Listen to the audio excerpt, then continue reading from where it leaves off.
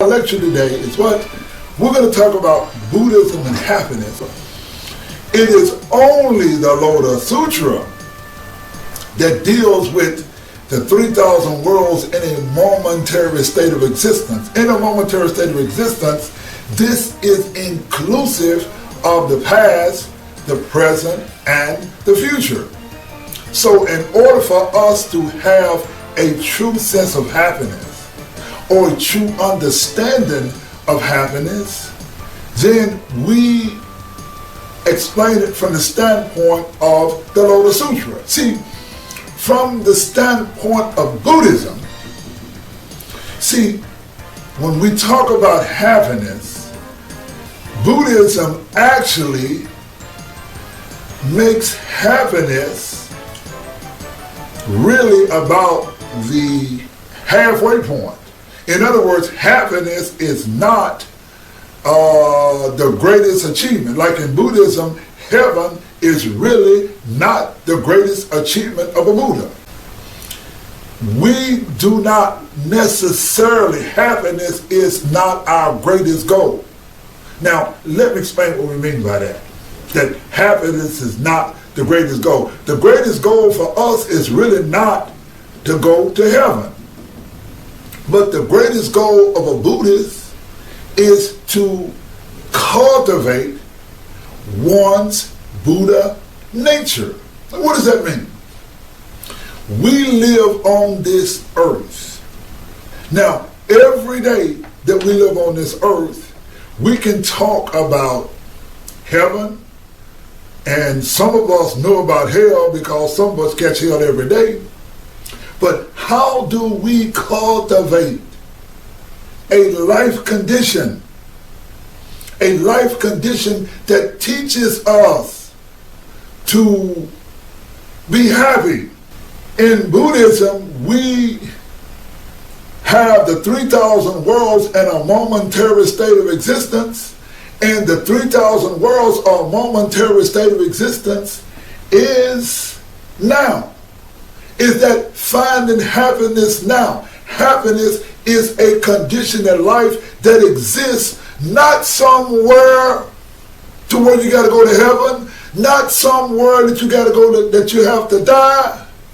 But Buddhism teaches you that we develop our enlightened life condition, and with an enlightened life condition, we are able to find happiness within inside ourselves.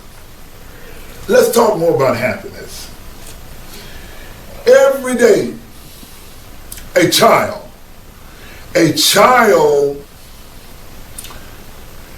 seeks happiness. Every day they're trying to find happiness. And Mama, I want this, and Mama, I want that, and Dad, I need this, and Daddy, I need that.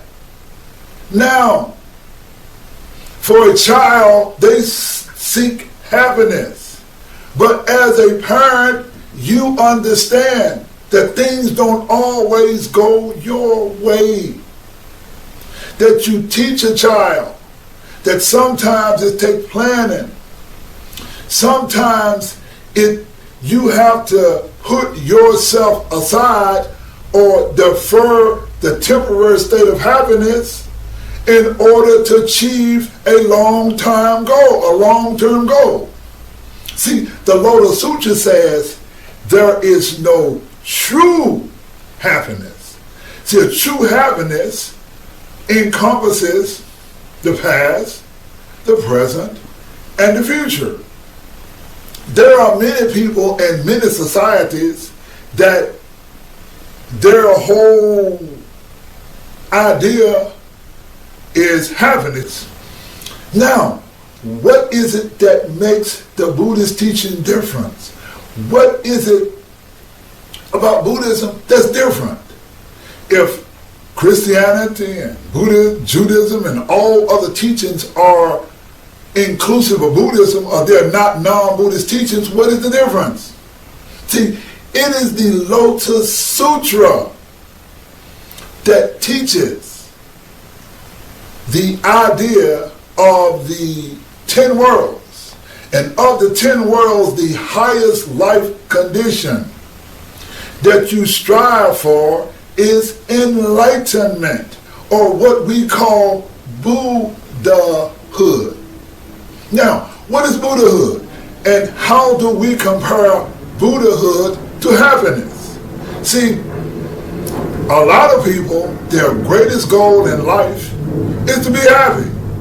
For example, their world is, that's why I'm going to go into a world of happy, and what some people do, some people who are unenlightened, they will go and they says, man, I'm going to do cocaine and crack all day long. I'm going to do it all day long, and I'm going to do cocaine and crack 24/7. Because all I'm going to do is get messed up. I'm going to get my head messed up. Now, these are people who are actually happy. Their greatest goal in life is happiness. I know some dudes that they says, man, all I want to do is get on me some women, and the more women I get, the more happiness I got. And they live a hedonistic lifestyle that their whole life is pursuing happiness. Now, how is it that a Buddha is different?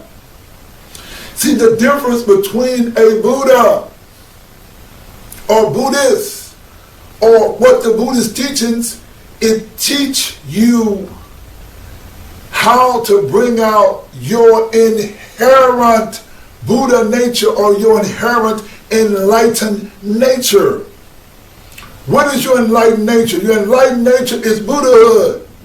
Now, in order to bring out this inherent nature, you bring it out through the study of the Lotus Sutra. Now, what is the Lotus Sutra, and why is the Lotus Sutra important?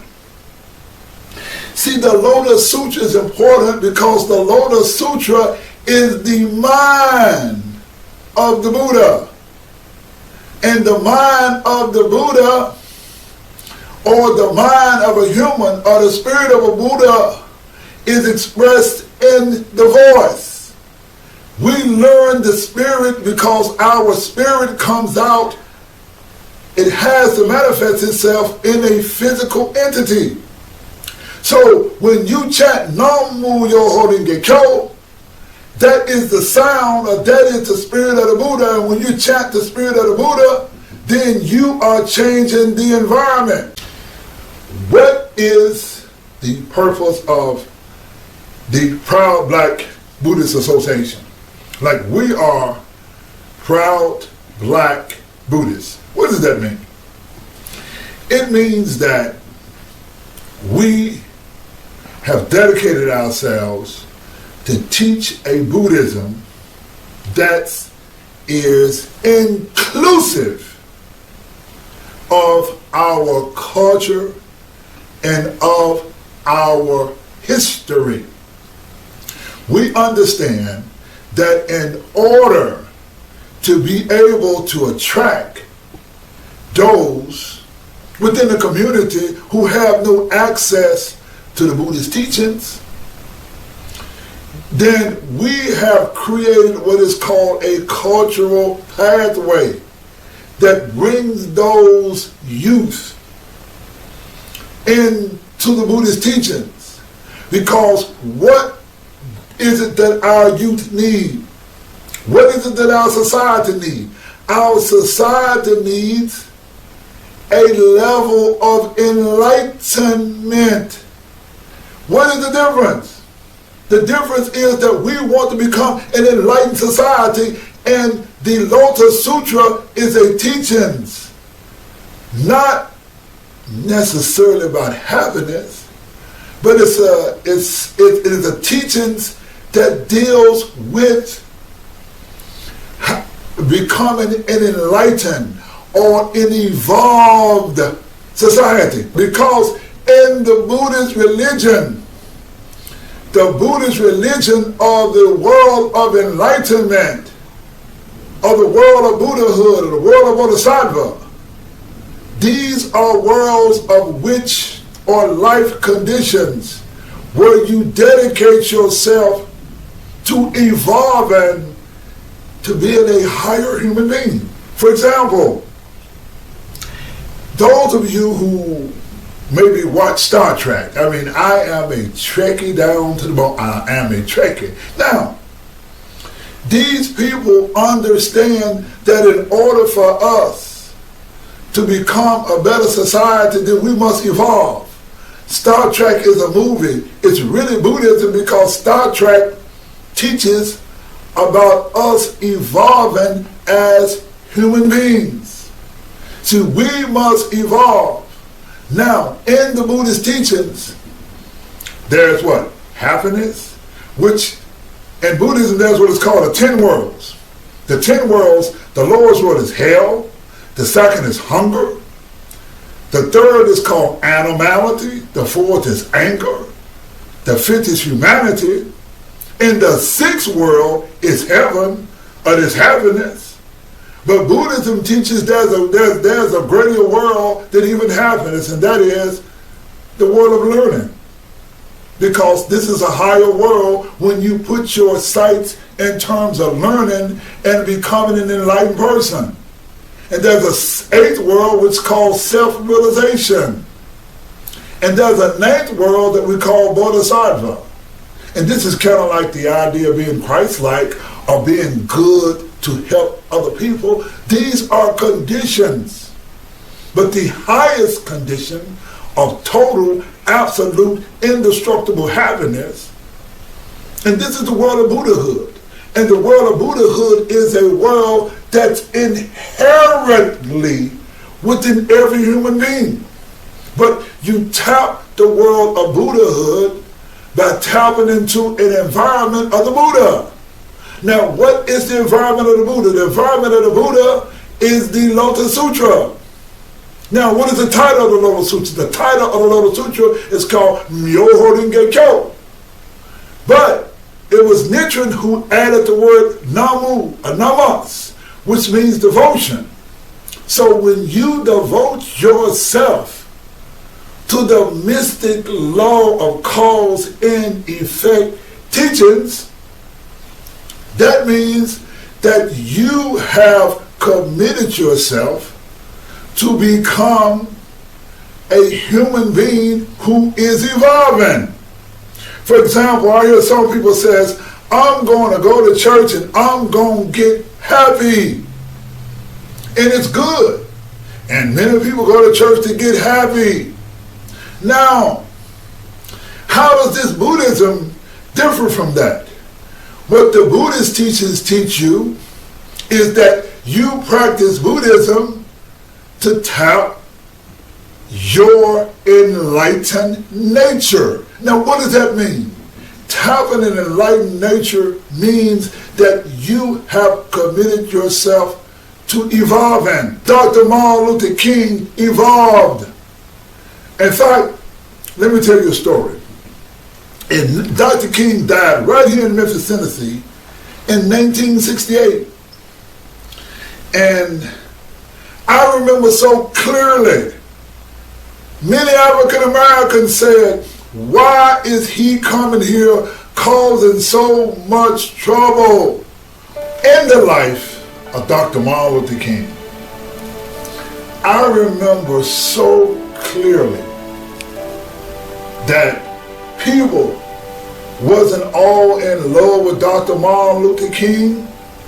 Most of the people, most of the ministers were saying, why is he coming in here in Memphis to causing trouble? They were against Dr. Martin Luther King. They said, why is he causing trouble? These were unenlightened people because they were not enlightened to the idea of equality. They had lived a life of a settlement. Like even when you go back to Harriet Tubman, Harriet Tubman was taking some slaves to freedom. And these slaves were going to run back and they weren't going to run away because they did not have the courage to leave, to walk out of slavery. They did not want to evolve. Harry Tubman pulled a pistol on them and said, you are going to be free whether you want to be free or not. You see, the greatest thing and the greatest happiness that can happen to a society is that we as human beings evolve, that we become enlightened people. Now, the brothers on the corner, some of them walk around with their pants hanging on their ass. They are walking around trying to find some happiness. Happiness to some of these brothers is, well, I'm trying to get a job. They ain't trying to get a job, or if I'm trying to get a job, how can I be happy? What these brothers need is they need a teachings that will give them an enlightenment, a teaching to where they can evolve to be the best human beings that they can be. Now, when they come to study the Buddhist teachings, and we who teach Buddhism have opened an opportunity for the young brothers, they can come and get a teachings of enlightenment. Now, enlightenment is not what you say, happiness all the time, but happiness, or what a Buddha understands, is that you have to sometimes make sacrifices. You have to devote yourself to learning. You have to devote yourself to the skills of being an evolved person. You have to master the law of cause and effect. And so when you chant Nam Muryo Hoden Gekyo, and you practice and you study the Lotus Sutra, you will find that you will are becoming an evolved person. You know, here's a happiness. This is something that's great, and the people at the proud Black Buddhist World Association want to include this sort of thing of bringing an enlightened nature to our society. Thank you very much.